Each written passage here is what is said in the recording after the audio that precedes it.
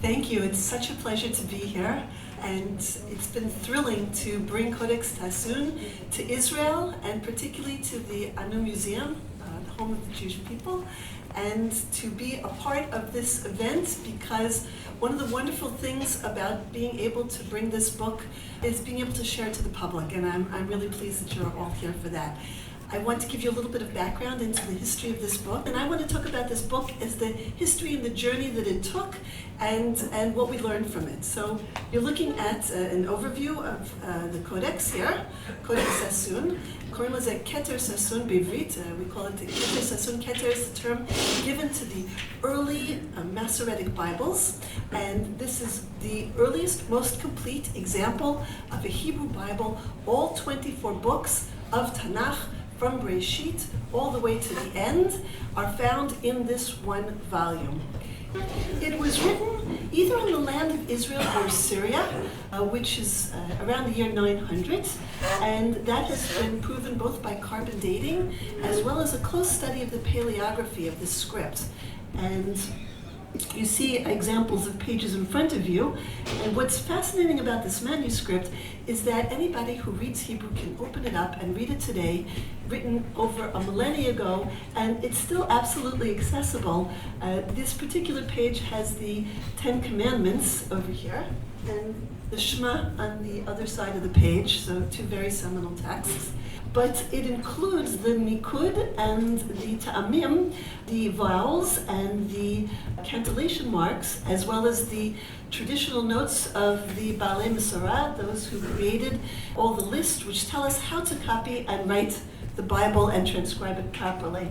And I like to show this by way of background, because Codex Sasson, written around the year 900, is the first example we have where we have the complete, stable, accurate text of the Hebrew Bible.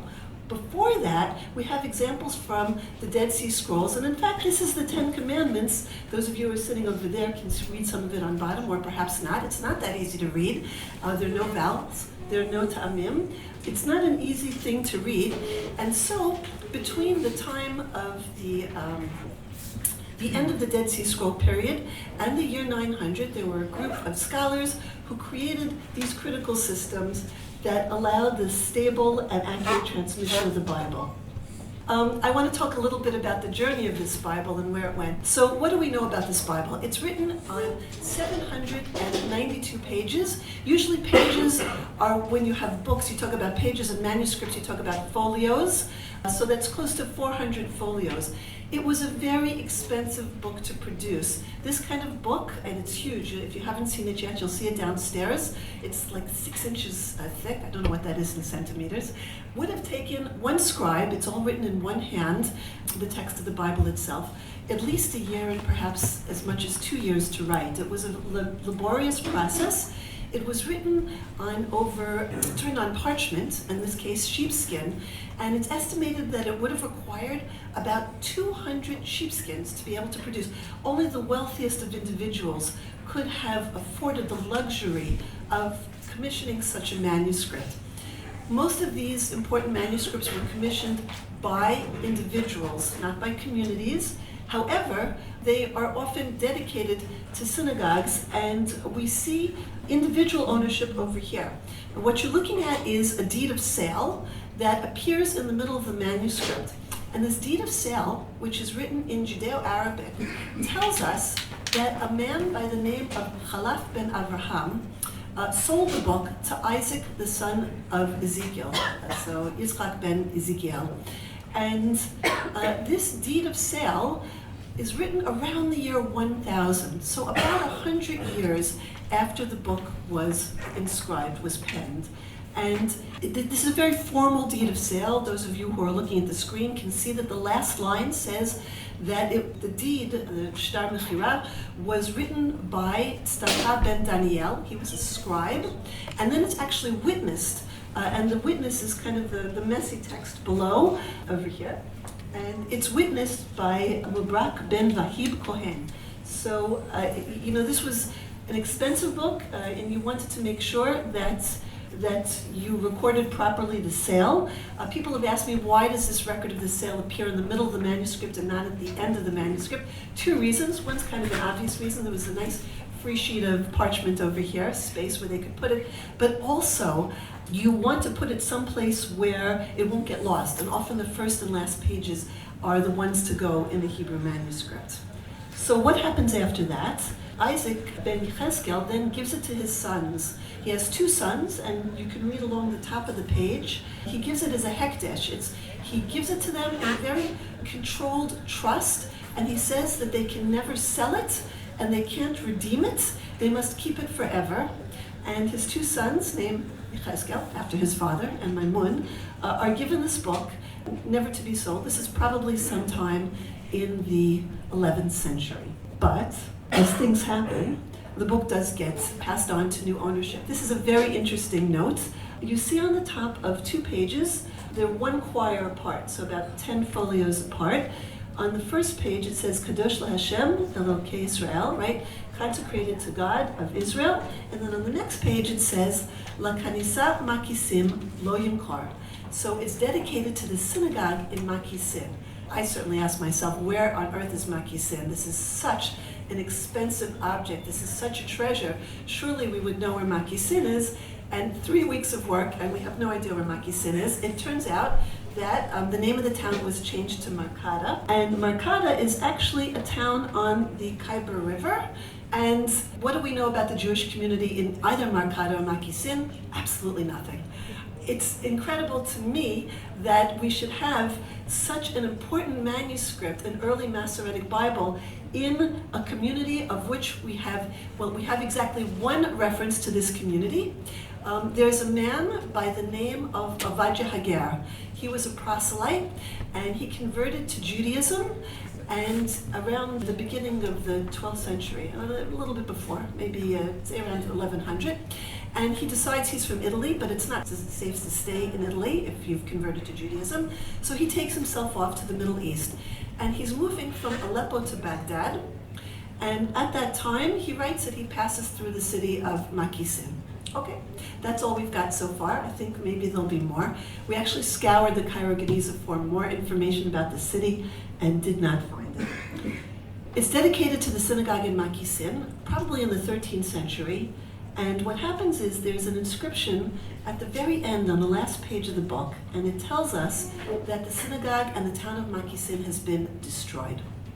And the book is now given back to private ownership, and it's given to Salama Abu Al-Fakhar, and he is told that he and his heirs must watch it until such time as the synagogue is rebuilt, and then it's consecrated to the synagogue in Makisim. He has to return it. But the synagogue is never rebuilt. We think that this probably happened around the time that Tamerlane was coming through, and he was actually on the same road as Ovadia Hager from Aleppo to Baghdad, kind of a straight line down, or across, I should say.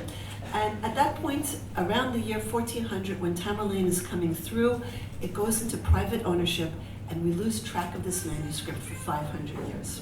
In 1929, the book reemerges. There's a very famous librarian by the name of Aaron Freiman. He was one of the librarians in the Staatsbibliothek in Frankfurt, and he was offered this manuscript. The Staatsbibliothek in Frankfurt was the main city library, and it was quite an impressive collection of Judaica that was there. It wasn't only a Judaica collection, it was the main city library, and we don't know why, but he turns it down. He actually has quite a bit of backing. The Rothschilds were his patrons. They bought many rare books and manuscripts for the Staatsbibliothek, but he decides not to buy it, and instead he offers it to David Solomon Sassoon. You see his picture over there of David Sassoon.